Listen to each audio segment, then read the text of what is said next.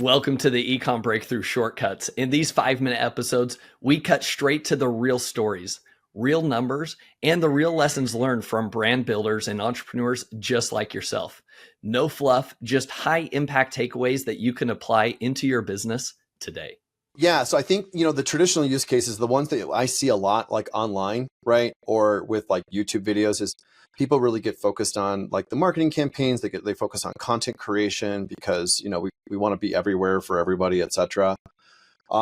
Doing customer service is a relatively simple one, which we're going to do that one today. And like doing things like listing optimization for those who are really focused on Amazon, getting your titles right, putting the right keywords in there, even understanding like which keywords need to go in there from lists and things like that. ChatGPT's got a pretty fair amount of knowledge and best practices to understand, like getting you to that. I would never say like ChatGPT always produces like the final result, but it does a really damn good job of getting you the draft that you need to review and then finalize and then go ahead and like launch into production. That's true for any of those traditional use cases. Yeah. So one of the first ones that we did was an innovation workshop. We actually, and this was like the first kind of like cool use case for like getting really sophisticated with the layering that you can set up within ChatGPT. So the innovation workshop is you basically tell it that you are an innovation workshop facilitator.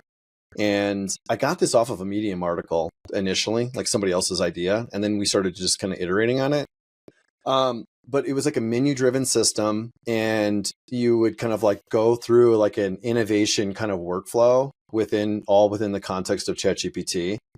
But it was really cool because you can give it the inputs like, hey, listen, I'm trying to problem solve. How do I diversify my manufacturing sources so that I work away from China, right? Because tariffs are coming, something like that. It's a big, bold, like strategy kind of idea.